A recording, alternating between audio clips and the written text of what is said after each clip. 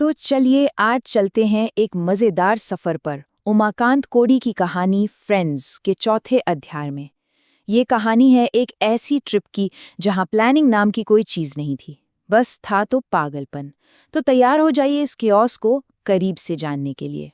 कहानी की शुरुआत ही होती है इस लाइन से, जो साफ साफ इशारा करती है कि आगे जो भी होने वाला है वो किसी ने सोचा भी नहीं होगा। गंडीकोटा तो बस एक ट्रेलर था, असली पिक्चर तो अभी बाकी थी। तो कहानी का पहला पड़ाव आता है जब हमारे दोस्त रिजॉर्ट पहुंचते हैं और वहां पहुंचते ही जो हंगामा शुरू होता है, बस वहीं से असली कहानी रफ्तार पकड़ती है। सोचा क्या था और हुआ क्या। ये पांचों दोस्त वीआईपी वाली फीलिंग के साथ अंदर तो आए, लेकिन रिसेप्शन पर पता चला कि 5 लोगों के लिए कमरे सिर्फ 2 ही हैं। और बस यहीं से शुरू हो गई इस ट्रिप की पहली बड़ी बहस। और इस बहस से ना हमें इन दोस्तों के कैरेक्टर्स की पहली झलक मिलती है। टिंकू है जिसे सिंगल रूम चाहिए, तो सब मिलकर उसे चुप करा देते हैं। चिन्नू को चिंटू के खर्राटों से बचना है, तो वह अब्बू का साथी बन जाता है। और एक है बंटी, जिसे किसी चीज से कोई फर्क ही नहीं पड़ता। खैर, फैसला जो भी हुआ, लॉजिक तो उसमें बिल्कुल नहीं था। कमरों में घुसते ही जो सीन था वो बस देखने लायक था। कोई नियम कायदा नहीं, कोई सलीका नहीं, बस शुद्ध पागलपन। और इसी धमा चौकड़ी के बीच एक नई खोज होने वाली थी। और बस किसी ने पर्दे हटाए और अब्बू चिल्लाया, अरे पूल! न कोई प्लानिंग, न सही कपड़े, कुछ नहीं। सब ने फैसला कर लिया कि अब तो पूल में ही कूदना है। इस ग्रुप की यही तो खासियत है, सोचना बाद में, करना पहले। बहुत देर तक पानी में मस्ती मजाक, एक दूसरे को डुबोने की कोशिशों के बाद माहौल में एक अजीब सी शांति छा जाती है, जैसे किसी तूफान के बाद सब कुछ थम सा गया हो। और पता है उस शांति में क्या होता है? सच बाहर आता है, वो सच जो हंसी मजाक के पीछे कहीं छिप गया था। अब्बू बताता है कि वो खुश नहीं है, चिन्नू अपनी शादी की हकीकत बयां करता है, टिंकू विदेश के अकेलेपन की बात करता है, और बंटी अपने अधूरे सपनों की, मस्ती के नकाब के पीछे छिपी असल जिंदगी सबके सामने आ जाती है। और चिंटू इस पल की अहमियत को समझता है। वो जानता है कि ये कोई मामूली पल नहीं है, ये वो पल है जहां 5 दोस्त बिना किसी बनावट के पहली बार एक दूसरे से पूरी ईमानदारी से बात कर रहे थे।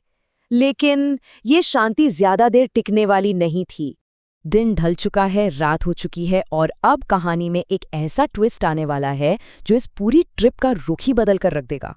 बॉनफायर के पास सब आराम से बैठे थे, जब तक कि अब्बू की नज़र किसी पर नहीं पड़ी। वो कोई और नहीं बल्कि उनका सख्त मैनेजर पुष्पा था, और मजे की बात, वो एचआर सानिया के साथ था। मतलब ऑफिस में जो आदमी नियमों की जीती जागती मिसाल था, वो यहाँ बॉनफायर पर लव शिफ्ट कर रहा था। ऑफिस में नाइट शिफ्ट लगवाने वाला यहाँ जुगाड़ लगा रहा था। और बस यहीं से इन दोस्तों के दिमाग में एक शैतानी आइडिया आया। चिंटू के दिमाग की बत्ती तुरंत जल गई। उसे समझ आ गया कि उनके हाथ क्या लगा है। ये कोई ब्लैकमेल नहीं था, ये थी नेगोशिएशन की पावर। उनके पास अपने मैनेजर का एक ऐसा राज था जो पासा पलट सकता था। तो नेगोशिएशन की शर्तें क्या थी? बहुत सीधी सी। पुष्पा को डांस करना होगा, वो भी पोकिरी फिल्म के एक आइटम सॉन्ग पर, पूरे स्टेप्स, पूरी एनर्जी और पूरे एक्सप्रेशन के साथ। सोचिए जरा, एक सख्त मैनेजर के लिए इससे बड़ी सजा और क्या हो सकती है। अब बेचारा पुष्पा करता भी तो क्या करता, 5 शैतानी चेहरों के सामने उसे झुकना ही पड़ा। अपनी किस्मत को कोसते हुए उसने डांस के लिए हाँ कर दी। और फिर जो हुआ वो तो इतिहास है। पुष्पा के अजीबोगरीब स्टेप्स देखकर चिंटू जमीन पर लौट रहा था, टिंकू चिल्ला रहा था, एनर्जी सर एनर्जी, और चिन्नू ये सब कुछ अपने फोन में रिकॉर्ड कर रहा था। मैनेजर की इज्जत का पूरा फालूदा बन चुका था। डांस खत्म हुआ, पुष्पा की इज्जत भी। और जाते जाते वो बस एक ही बात कह पाया, तुम्हें और तुम्हारी दारू को सलाम शैतानों, और बस वो वहां से चला गया। लेकिन रुकिए, कहानी अभी खत्म नहीं हुई है।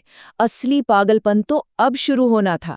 पुष्पा के जाने के बाद जो जश्न शुरू हुआ, उसने कहानी को सबसे बड़े और सबसे क्रेजी मोड़ पर लाकर खड़ा कर दिया। रात के 2 बजे नशे में एक फैसला होता है, चलो कहीं चलते हैं। कहाँ? किसी को नहीं पता। रात में क्या हुआ कुछ याद नहीं। जब सुबह आंख खुली तो गाड़ी रुकी हुई थी, सूरज सिर पर था और ड्राइवर ने बड़े आराम से बताया, सर हम पांडिचेरी आ गए हैं। सबका रिएक्शन, बस एक शब्द, क्या? गुंडीकोटा से सीधा पांडिचेरी। ये कैसे हो गया? प्लान कब बदला? किसी को कुछ याद नहीं था, सब शॉक में थे। और जब सब इसी शॉक और कंफ्यूजन में थे, तब अब्बू आसपास देखता है। बीज, हवा, और फिर वो कहानी की सबसे बेस्ट लाइन बोलता है, मामा, यहाँ दारू बहुत सस्ती है, एक केस बियर ले आएं क्या? पहले तो 2 सेकंड के लिए सन्नाटा छा गया और फिर सब जोर जोर से हंसने लगे। उन्होंने पैनिक करने की बजाय उस पागलपन को गले लगा लिया।